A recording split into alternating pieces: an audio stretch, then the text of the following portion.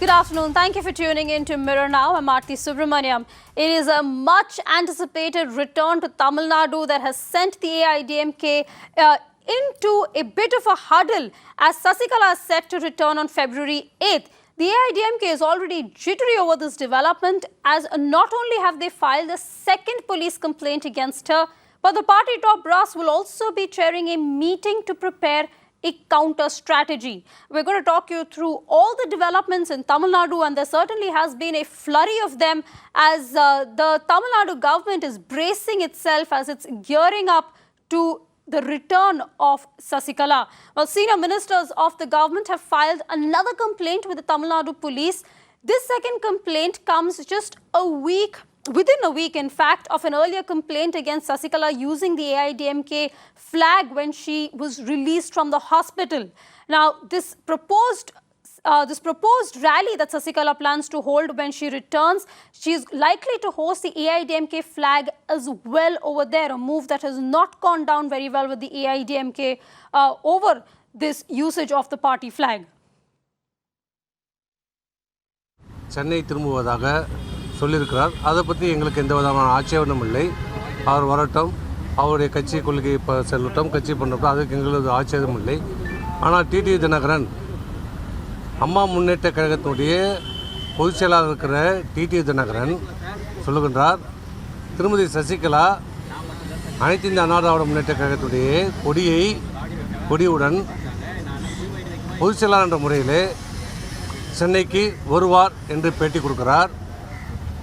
நீங்கள் டிஜிபியிடம் மனு கொடுத்தாலும் சரி, முப்படை தளபதியிடம் நீங்கள் மனு கொடுத்தாலும் சரி, எங்களை தடுக்க முடியாது என்று சொல்லியிருக்கிறார். Definitely, yes, right from the day one when Sasikala got discharged from the hospital, we have seen Sasikala using the AIDMK flag, and right from there we have seen several AIDMK leaders and AIDMK ministers raising apprehensions, and they even said that Sasikala does not have any legal or moral right to use AIDMK party flag, as she is not even a party member of AIDMK and she has no rights to do it. And they also then said that they will be filing a legal complaint against Sasikala, and 2 days before we saw senior AIDMK ministers and AIDMK senior leaders also coming to DGP office and filing a complaint with the Tamil Nadu DGP against Sasikala for misusing the AIDMK flag. And less than in last two days now we have seen again the senior ministers of AIDMK and senior leaders have once again come to DGP's office and have again filed a complaint before the DGP's office stating that Sasikala is misusing the AIDMK's flag. TTV Dinakaran and Sasikala are trying to disturb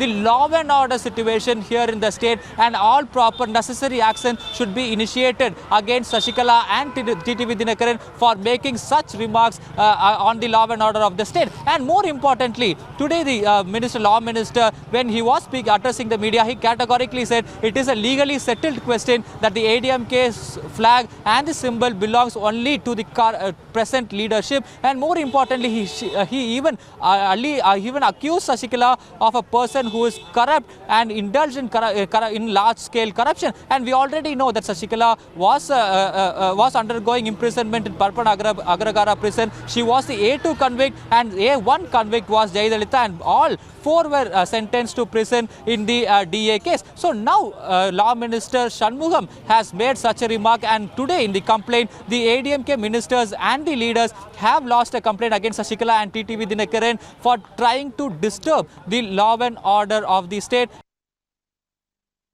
Well, and ahead of Sasikala's return, the Tamil Nadu Stop Brass, AIDMK Stop Brass, EPS and OPS have called for a high-level meeting today with the top leaders and district secretaries at the party headquarters today. This comes, of course, at a time when several office bearers have put up posters in support of Sasikala in several districts. Is a long-term fight for the present leadership, because TTV Dinakaran have very clearly said that Sasikala and TTV Dinakaran, the AMMK, will work towards retrieving the AIDMK from EPS and OPS, and that is why we are saying now AIDMK current leadership trying all their might to say that it is a legally settled question, that the AIDMK will continue to be with them even after elections. And more importantly, this is a high-level meeting that has been called by the AIDMK, and the meeting will happen later in the day, and all the important senior leaders have been called to attend the meeting, and all the district secretaries has been called to attend the meeting. And the important agenda of the meeting today will be, Shashikala, about how to keep the flock together, how to keep the cadres along with themselves, because more importantly it is the ground level workers and the office bearers who have come out in open and putting up posters in support of Shashikala. And more importantly, we have seen that the ADMK taking a very strong action against 5 office bearers who put out the posters, but still the act of putting up posters in support of Shashikala still continuing in various parts of the district. So definitely this ADMK has got a message that the low level office bearers and the party cadres, I have a kind of inclination towards Shashikala to stop that. Now ADMK is trying all the possible measures, and even during the last district secretary meeting, this was exactly conveyed to the district secretaries also, because the district secretaries were asked to identify the Shashikala's loyalists well in the party and communicate their names to the party high command to initiate action against them. So even in the meeting today, we can expect this to be once again being informed to the district secretaries to aware and to identify Shashikala's loyalists in the party ranks and in the cadre level. And this meeting in the evening today is very crucial, because this comes ahead of the elections and this comes ahead of the Shashikala's return also.